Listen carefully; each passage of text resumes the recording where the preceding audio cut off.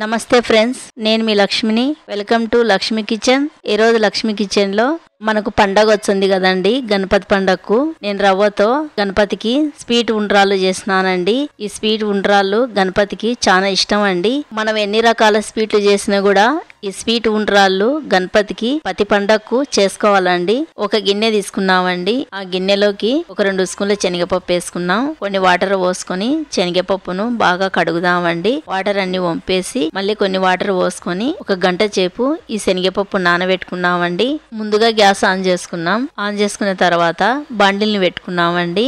బాండిల్లోకి 1 spoon నెయ్యి వేసుకున్నాం. నెయ్యి అంతా కరిగినాక జీడిపప్పులు కిస్మిస్లు నేను సన్నగా కట్ చేసుకున్నానండి. అట్లనే వేయడం లేదు, సన్నగా కట్ చేసుకునే జీడిపప్పులు కిస్మిస్లు నెయ్యిలో వేసుకున్నామండి. ఈ నెయ్యిలో చిన్న మంట పెట్టుకొని బంగారు కలర్ వచ్చేంత వరకు జీడిపప్పులు కిస్మిస్లు బాగా ఫ్రై చేసుకున్నామండి. చూడండి, బాగా ఫ్రై అయినాయి. ఈ బాండిల్ను కింది దింపుకున్నామండి. మళ్ళీ వేరే ఒక బాండిల్ పెట్టుకున్నామండి. ఆ బాండిల్లోకి ఒక అరకప్పు నెయ్యి వేసుకున్నాం. నెయ్యి కరిగినాక 1 కప్పు నిండా బొంబాయి రవ్వ తీసుకున్నామండి. ఆ రవ్వను బాండిల్ వేసుకొని చిన్న మంట పెట్టుకొని రవ్వ కలర్ మారకుండా ఒక 2-3 నిమిషాలు కలుపుకుంటా బాగా ఫ్రై చేసుకోవాలండి. ఈ రవ్వ వైట్ కలర్ ఎండాలండి, కలర్ మారకూడదు. రవ్వ బాగా ఫ్రై అయింది. రవ్వను ఒక ప్లేట్లోకి తీసుకున్నామండి. మళ్ళీ అదే బాండిల్ పెట్టుకున్నాం. అదే బాండిల్లోకి 1 కప్పు రవ్వకు 2 కప్పులు వాటర్ వేసుకున్నామండి.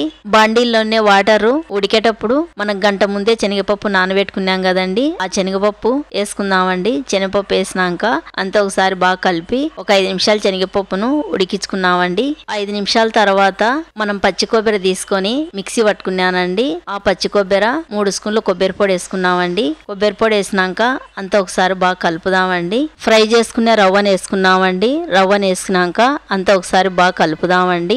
మనం బియ్యం రవ్వతో కూడా స్వీట్ ఉండ్రాలు చేసుకోవచ్చు అండి. బియ్యం నానబెట్టి ఆరబెట్టి మిక్సీ పట్టుకొని సన్నటి రవ్వ చేసుకొని ఈ బియ్యం రవ్వతో కూడా మనం ఉండ్రాలు చేసుకోవచ్చు అండి. చాలా బాగుంటాదండి. ఈ బియ్యం రవ్వ మనం తయారు చేసుకోలేకపోతే షాపులో కూడా చిక్కుతాదండి. ఈ బియ్యం రవ్వతో స్వీట్ ఉండ్రాలు చేసుకుంటే గణపతికి చాలా ఇష్టం అండి. మనం రవ్వ వేసినాం కదండి, అంతా ఒకసారి బాగా కలిపి రవ్వను దగ్గర పడేంత వరకు.